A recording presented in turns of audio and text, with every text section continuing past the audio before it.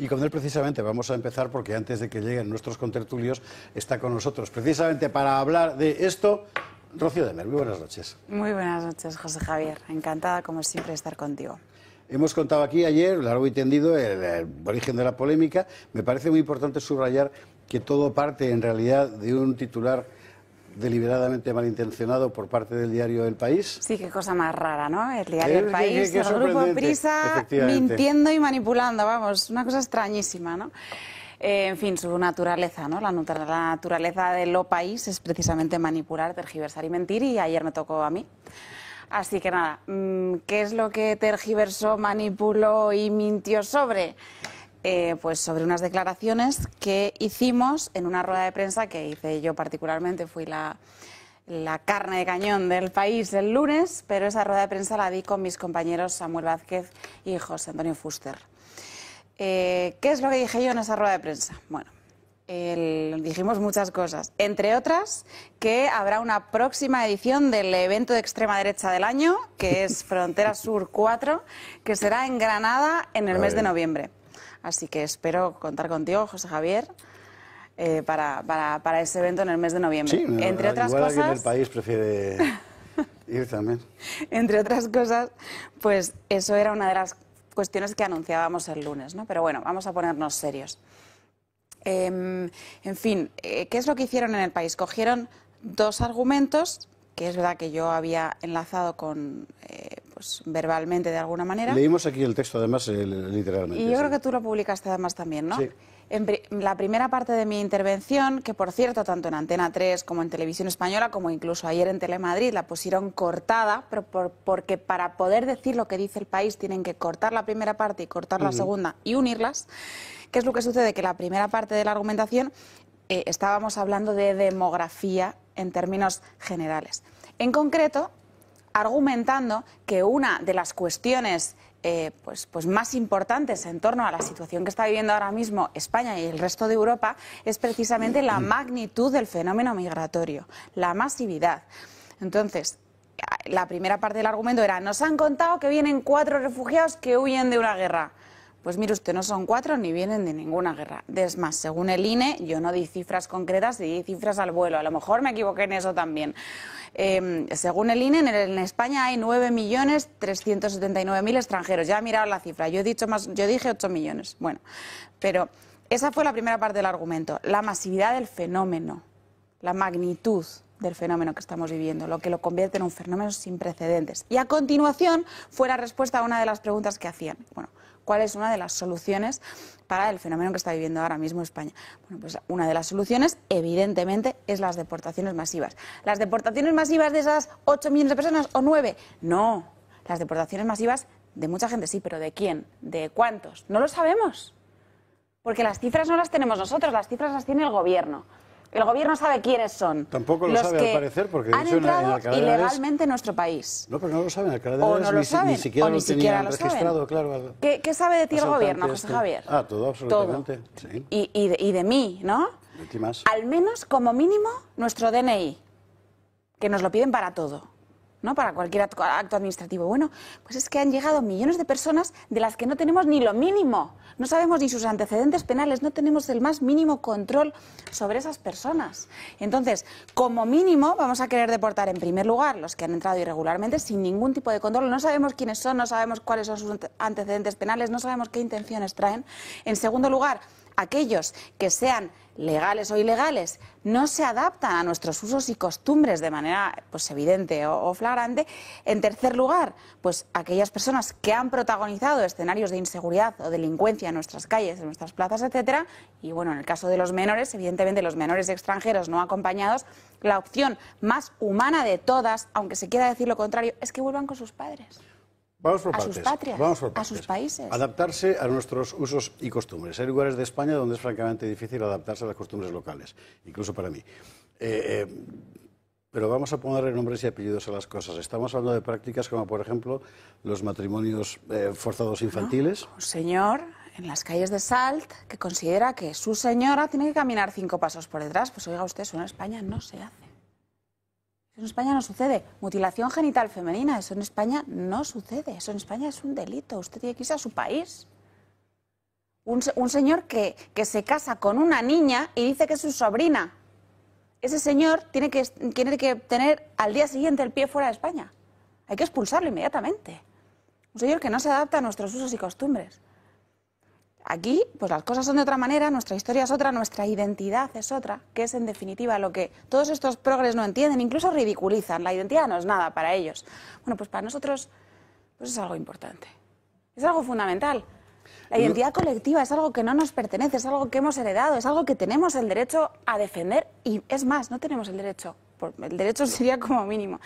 Para nosotros lo que consideramos es que tenemos el deber de defender esa identidad colectiva. Uno de los argumentos de la progresfera ha sido que si deportamos a los inmigrantes ilegales, ¿quién va a recoger las cosechas y cuidar a los ancianos? En cuanto aparece un debate de estos, el clasismo de los progre-woke izquierdosos es una cosa de locos. Bueno, del consenso progre en general, ¿no? Azules y rojos.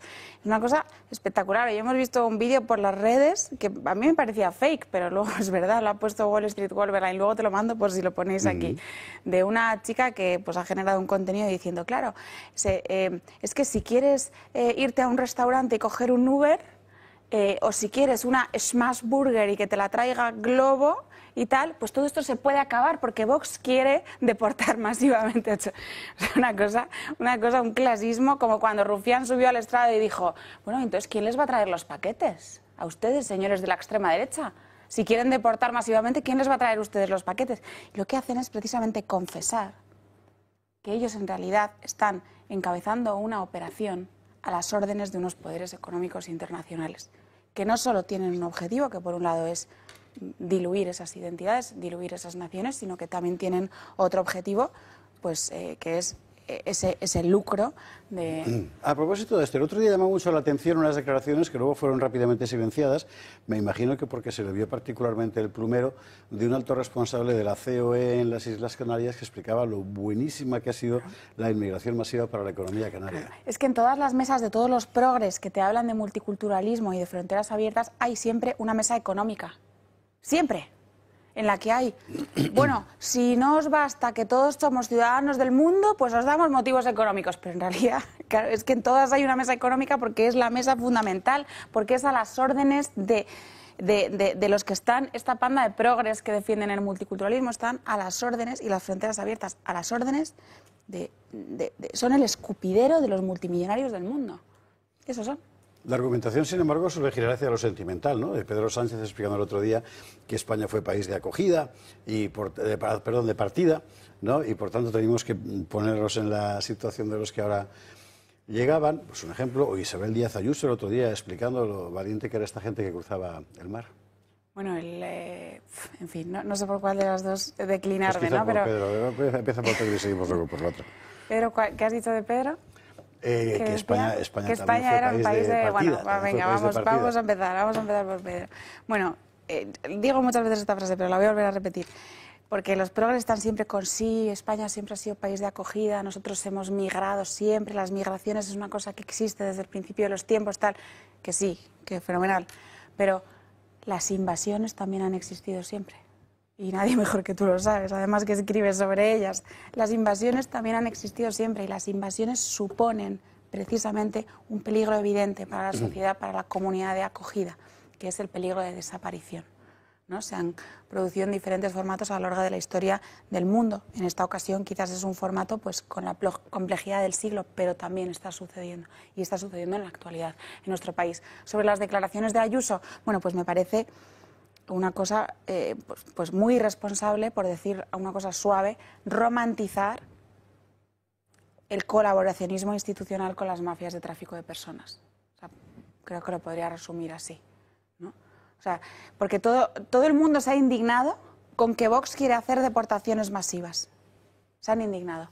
Pues hemos dicho que no sabemos la cifra, vale, pero se han indignado con el hecho de que Vox quiere hacer deportaciones masivas. El Partido Popular ha salido ipso facto, el señor Tellado. No queremos hacer deportaciones masivas, queremos hacer regularizaciones. La nueva portavoz en el Congreso, bueno, es que están prohibidas por el derecho internacional. Bueno, pues en agosto de 2024 vosotros defendíais las deportaciones masivas. A lo mejor en agosto de 2024 no estaban prohibidas por el derecho internacional. No lo sé. En cualquier caso, a nosotros nos da igual porque estén prohibidas, porque nosotros defendemos la soberanía de las naciones. Y si lo que España necesita para sobrevivir son deportaciones masivas, claro que las haremos. Ahora, nos escandaliza mucho más la complicidad que hay ahora mismo y que lleva habiendo durante muchos años con las entradas masivas. Porque todos esos progres que se están haciendo como que se indignan y montándole el circo a Vox son los que están protagonizando ese pacto con las mafias de tráfico de personas para poder llevar a cabo las entradas masivas que estamos viviendo. Sobre las deportaciones, una cosa que la gente no sabe, aquí lo hemos contado varias veces y me parece que es muy importante plantearlo, es que es un debate planteado prácticamente en todos los países europeos que han recibido, sobre todo después de la guerra de Siria, una afluencia excesivamente masiva de población sin control. Es a partir de ese momento cuando la inmigración deja de ser lo que era y ya empieza a responder a otra motivación que exige otra palabra, que ya no es inmigración, probablemente sea invasión. El hecho es que se ha planteado la cuestión de las deportaciones, lo mismo en el Reino Unido que en Alemania, que en Dinamarca, que en Suecia. En Dinamarca parece que es donde más lejos lo han llevado, tenerlo más sencillo. En Italia, deportaciones concretas pactadas, en el caso de Albania, etcétera. Quiero decir que el asunto de la remigración no debería ser tabú, pero despierta muchos elementos emocionales. Sí, despierta muchas llagas, lo hemos visto estos días, ¿no? Pero evidentemente la remigración es un proceso necesario, porque ahora mismo estamos en un escenario de no retorno. O sea, yo creo que cualquiera que mire las cifras con un poco de honestidad intelectual se da cuenta de que estamos en una especie de cruce de caminos de la historia en la que probablemente es un momento civilizacional importante. Y en este momento solo hay dos soluciones. La primera sería el continuismo, que es la solución del bipartidismo, que es la solución de continuar colaborando con las entradas masivas, y las regularizaciones, que es el camino en el que están pues toda la progresfera, incluyendo al Partido Popular, o el camino de la remigración, que es el camino de intentar darle la vuelta, de intentar revertir todo aquello que se ha hecho mal.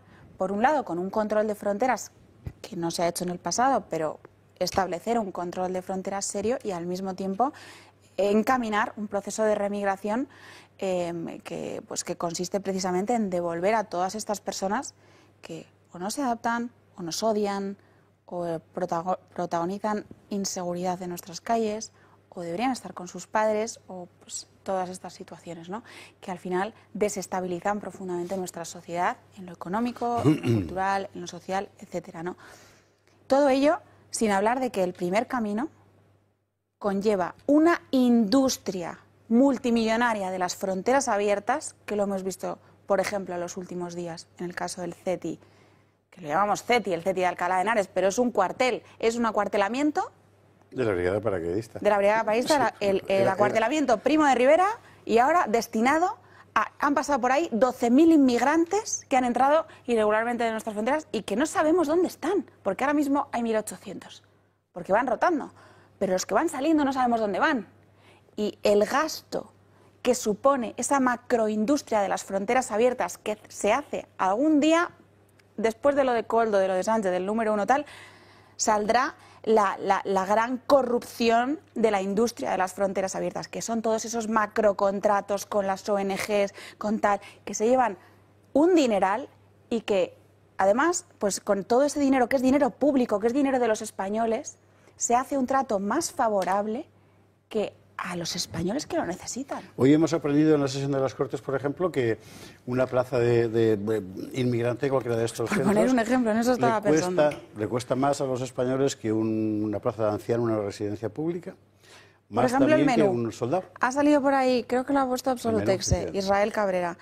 El menú, la contrata, el documento no es que el que se ve, la contrata del menú del acuartelamiento Primo de Rivera, ahora CETI, masivo, de 25 euros al día el menú de estas personas.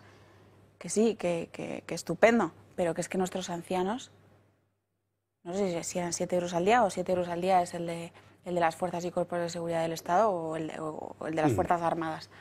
Pero que es que las comparaciones son odiosas. O la plaza, por ejemplo, la plaza de un Mena en Andalucía, que se gasta el señor Juanma Moreno Bonilla 9.000 euros al mes en una plaza de un... Esto es interesante porque evidentemente esos 9.000 euros no van a parar al Mena en cuestión. Claro. Hay uno o más intermediarios. Industria de las fronteras abiertas, pues ahí están.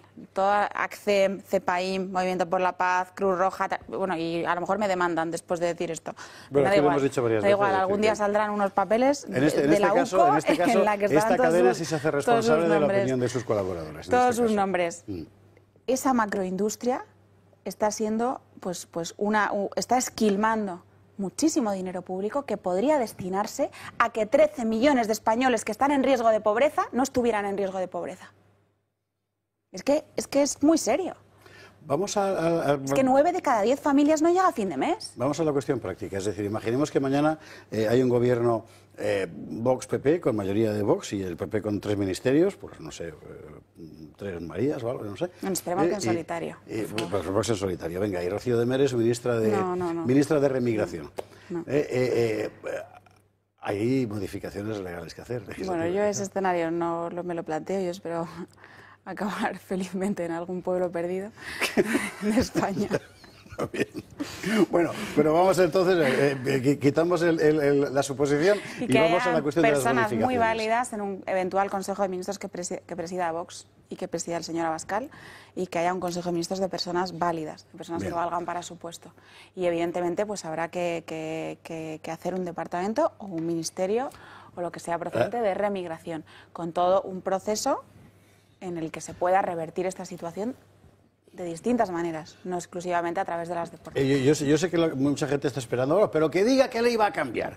Bueno, vamos a ver, la experiencia de otros países europeos demuestra que no es una ley que haya que cambiar, que generalmente los resortes legales existen ya previamente, solo que no se emplean y luego se amplían o se desarrollan para colectivos determinados. Así que no era esa pregunta que va a ser demasiado simple, pero sí me interesa saber si hay alguien que lo está estudiando. Porque esto hay que plantearlo así, es decir, esto se hace de esta manera. Sí, lo estamos estudiando, evidentemente. Hacemos nuestros documentos para si algún día toca y tenemos esa responsabilidad, esa alta responsabilidad, intentar ejercerla de la mejor manera posible. Y evidentemente esto es uno de los puntos cruciales de nuestra civilización y hay que estudiar muy bien cómo lo haríamos. ¿Veremos eso en Frontera Sur entonces, del 14 al 16 de noviembre en Granada? Veremos eso en Frontera Sur, esperemos que con tu presencia. Ya estaré encantado de la... En Granada, en el mes de noviembre. Además la frontera sur, efectivamente, histórica por antonomasia. Bueno, pues entonces queda claro que no son 8 millones, que no se trata de expulsar a 8 millones de inmigrantes, que vale la pena leer, aquí lo hicimos, las declaraciones originales como son, y luego uno puede estar de acuerdo o no. Hay gente que dice, no, lo que hay que hacer es regularizarlos a todos para que se porten bien. Bueno, es una opción, pero en todo caso lo que conviene es dejar claras las cosas. En realidad estamos ante una operación que me imagino que la función fundamental es, ahora mismo que la intención de voto de la izquierda y sus socios apandadores está tan alicaída, alimentar el fantasma de es que como venga la ultraderecha, la única forma es seguir votando a Pedro Sánchez, aunque sea tal, supongo que ese es el objetivo, ¿no? El fantasma, las estrategias y esas cosas son una cosa de locos, ¿no? Nosotros es que somos un poco más sencillos que todo eso, ¿no? Pues mira, pues decimos la verdad no gusta, pero es la verdad.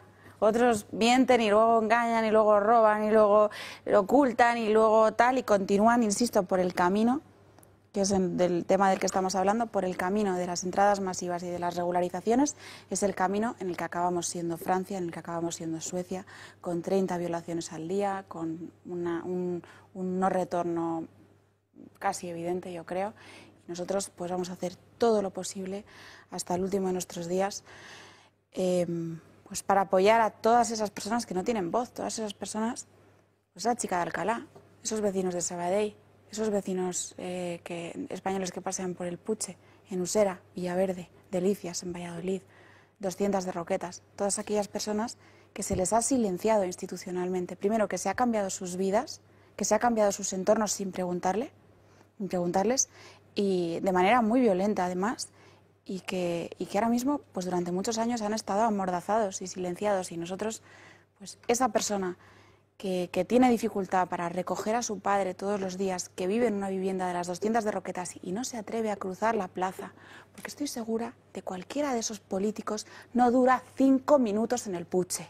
No dura 5 minutos, porque la sensación que está viviendo muchísima gente en esos barrios absolutamente invadidos y tomados es esa sensación de minoría, esa sensación de ser el extranjero en tu propia tierra, esa sensación de que te han cambiado tu calle de siempre, esa sensación de permanente vigilancia, de inseguridad. Y eso es algo silenciado por el poder político durante demasiados años. Nosotros vamos a darle la vuelta. Rocío Demer, muchísimas gracias por estar esta noche con nosotros para aclarar este asunto. Como regalo por haber venido después de una agotadora jornada en las Cortes, la versión novela gráfica de La gran aventura del Reino de Asturias, que Bueno, por otra qué parte maravilla. Esto para los niños, guarda qué bastante maravilla. coherencia para niños y mayores. Guarda bastante coherencia con lo que hemos estado hablando después de... Qué maravilla. de todo. Muchas Gracias mil. gracias. Gracias, José Javier. Nos vamos a la...